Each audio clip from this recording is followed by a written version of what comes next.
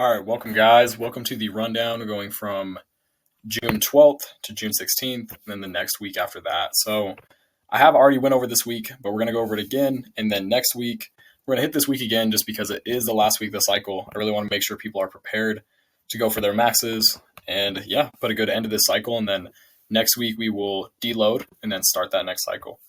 So this Monday, we've got back squat. We are going to be going for a 3-rep max here. So we're going to have some time to build to a 3-rep max. Then the workout we have is a 16-minute EMOM. It is going to be biking, single leg squats or pistols, and max double unders in a minute. Your score is going to be double unders there. That's going to be what you're going to track from round to round.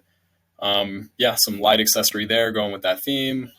Then Tuesday, we've got a max squat clean. You're going to get a 1-rep max there. And then the Metcon is a chipper with running, wall balls, sit-ups, wall balls, some more sit-ups, and some more running. Then a little bit different there. After that running, you do have a buyout with 25 strict pull-ups. So usually we are allowed to kip in CrossFit. I'm emphasizing strict here. If you have to use a band, that's fine. But I would encourage people, if you have a few strict pull-ups, if you can, get these done. We don't do strict too often. It's going to be a good time to get those in. Wall ball weight, you can of course use the 30 if you're trying to go RX plus. I guess one thing unique about this that I should point out is the sit-ups are with a wall ball overhead. So you're going to have a wall ball, go back, touch the ground, come up with that wall ball. If we're doing GHDs, then we're going to do the same thing. So you're just going to hold a wall ball and do a GHD, touch the ground with the wall ball, and come up. That's pretty different. Don't do that often. So good spot for variance there. Then after that, that brings us to Wednesday. Going to have a 1-rep max bench. We've been working a lot on bench for this cycle. There's been those couple really rough bench press days with dumbbell bench and hand release push-ups and lots of bench. Obviously, we just had Murph. So I hope you guys can put up a good number here. I really want to see that hard work pay off. So 1-rep max on our bench. Then a couplet of box jumps and shoulder to overhead. So it's 21, 15, 9 of each of these movements going back and forth. Super simple, super straightforward. Shouldn't be too rough. You should be pretty fresh because we're just going for maxes all week. Then we've got last 2 days of the week, Thursday and Friday. So Thursday is, as soon as it pulls up, we're going to have a 1-rep max snatch. It's up to you if that's squat or power. It's just a snatch is your score. So, of course, you should be able to squat snatch more than you can power snatch, but if you're somebody like me who struggles to get into a deep overhead position and still working on that confidence there, my power is more than my squat. So whatever it is, power or squat, 1-rep max snatch. Then the workout is 4 rounds for time, 8 dumbbell devil's press, row, and some single alternating dumbbell squat snatches. So that's different there. Usually we're not having to squat all the way down. The big thing here is I want people to make sure that they are squatting all the way down under those. If you lack the mobility to get that done, then go lighter. It's okay if you can't RX the day. I'd rather really get the form, really get used to getting under that weight. It's going to help you eventually, and it helps somebody like me. This workout would be great for me because I do lack that stability and confidence in that position. So I would go lighter and make sure I'm fully squatting under every one of those reps. Then Friday, if you're not doing the Summer Classic, which I would encourage everybody to do it, it's going to be really fun. 5:30 p.m. at Salt Lake City CrossFit. We're going to be doing male/female partners. There's going to be 3 events. The first event is a max deadlift, so you're going to get that deadlift number either way. So I encourage everybody to come. If you need a partner, let us know. Send the main Instagram page a DM, and we'll find you somebody. So after our max deadlift, then the workout is all barbell. It's 12, 9, 6 of power cleans and deadlifts. Just going to be going back and forth. All you're going to need is a barbell.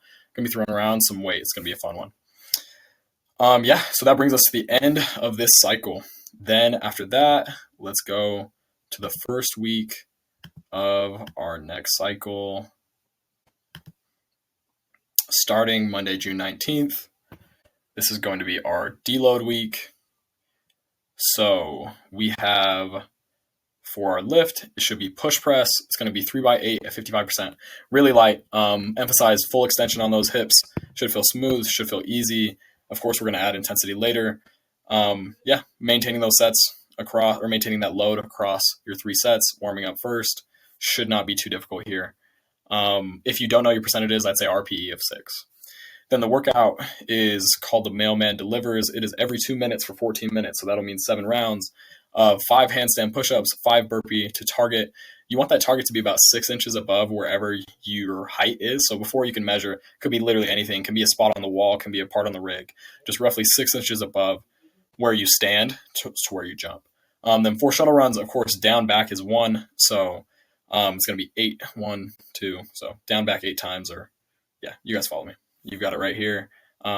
Down and back equals 1 shuttle run. So basically the concept with this is however fast you finish, you have the rest of that 2-minute window to rest, right? So you don't want to come out sprinting, but if you come out at a good pace and you finish this in, let's say, a minute to a minute 30, then of course you have the rest of that until it hits 2 minutes to rest. So it's sort of like an EMOM in that way. Make sure you scale it to a way to where you can be well under that 2 minutes. If you have 10 seconds to rest every time, then you're going to get swallowed up by this and you're not going to make it those 7 rounds. You're just going to be getting stuck and getting behind. So if we need to scale the reps or the movement to something that you can do, like handstand push-ups, they could get sticky for sure for 7 rounds. So maybe have a box in mind, or if we're going to the pike push-ups, whatever it is, have a plan B so you don't get swallowed up. Then that brings us to Tuesday, which is back squat. It's going to be 3x8. Again, only at 55% with that deload theme. The workout is called X Games mode. It's going to be 2 rounds for time of 30 or 24 cal bike, 20 goblet holds, 20 single dumbbell alternating lunges. So, of course, goblet is right here in the middle. Alternating legs, 75 double unders, then 10 goblet holds, single dumbbell squats. So you're only going to need 1 dumbbell through this whole thing. It'll be the same weight. Then you've got 25 ab mat sit-ups. You could, as RX Plus, obviously go heavier with the dumbbell and go GHDs instead of sit-ups. Pretty straightforward. Pretty straightforward scaling options for RX Plus. And of course, for scaled, just a lighter dumbbell. Almost everybody can do ab mat sit-ups. We all can do the bike. If we had to, you could scale the calories on the bike if that's too much volume, but I think everybody will be okay. It's only 2 rounds here.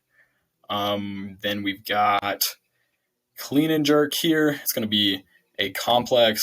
This complex is 2 clean pulls, 2 power cleans, and 2 jerks. So after that second power clean, you'll just stay in the front rack, jerk, jerk. If it's split or power, that's up to you, but just 2 jerks. Okay, so we'll go ahead and save that, keep that there. Okay, then the workout. We are starting this workout out with a Tabata style row. So 20 seconds of work, 10 seconds of rest for 8 rounds. The purpose of that is just to slightly get you under fatigue and warm up your lungs so that you don't come into this Metcon coming out too hot. A lot of people do. This is just going to slightly fatigue you, so you have a realistic idea of where your cardio is at in that moment, where your aerobic capacity is going to be for the workout. So there's no score for the row, so don't go crazy on it. Just be smart. Don't sandbag it, but be conservative, 20-10. Just get those lungs warmed up. So after that 20 seconds of work, you're going to have your 10 seconds of rest and then a minute. So technically, it would be a minute, 10 seconds of rest before we hit that workout. It's going to be 8 rounds for time, 10 shouldered overhead, 6 box jumps, and 4 power cleans. These rounds should be quick, right? They should be quick, smooth, and unbroken. So those 10 shouldered overhead, we can work on cycling that, where as soon as we're coming down, popping into the next rep, being smooth with those. 6 box jumps and 4 power cleans. These power cleans I expect to be held onto too. They shouldn't be singles. The weight's light enough that it should be something that you can cycle. Even for 8 rounds, I would say. That's the goal of it, at least. So then that brings us to Thursday.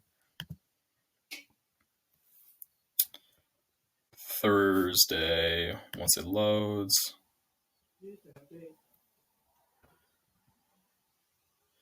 It is... Okay, Thursday, I'm going to, in this cycle, be implementing skill days, gymnastic skill days. I'm going to try to put it in a format to where it's not just 15 minutes to work on something. It's going to be specific. So for this one, we have bar muscle ups. The way I've formatted it is 15 minutes of a skill EMOM. Minute 1 is hollow rocks. Minute 2 is Superman hold. Minute 3, you get to catch your breath. Minute 4 is 10 hollow to Superman swings on the bar. I even put an RX plus for this. If you have bar muscle ups on that 4th minute, I want you to go ahead and do a couple bar muscle ups. I'd say 3 to 5. I put 3 if you have a few. But if not, then we're just working on that swing. You can exaggerate getting behind the bar using those lats if we're just doing the swings back and forth. Then the workout is 5 rounds of skiing, devil's press, kettlebell swings, and some chest to bar pull-ups. RX plus with bar muscle ups. Yeah, should be a quick one here. The ski's not going to take too long. Devil's press the volume is low enough that I don't think you'll get stuck there. Kettlebell swings, you'll get to catch your breath. And then the chest bar pull-ups are going to fatigue your pulling muscles a bit, so that is going to affect the ski. That's kind of the goal with the stimulus, is there's a good amount of pulling happening right there. Then the accessory is either a coach-led stretch, or I have some active recovery stuff to do if you don't have time at the end of class to get that in with kind of the fireside. But if there is time as coaches, we definitely should sit down, talk to people, see how it's going, and just run them through a good stretch and relax, good cool down. Then Friday, we've got snatch. It's going to be a EMOM, actually, for the lift. It's going to be every minute on the minute, 3 snatches at 65%.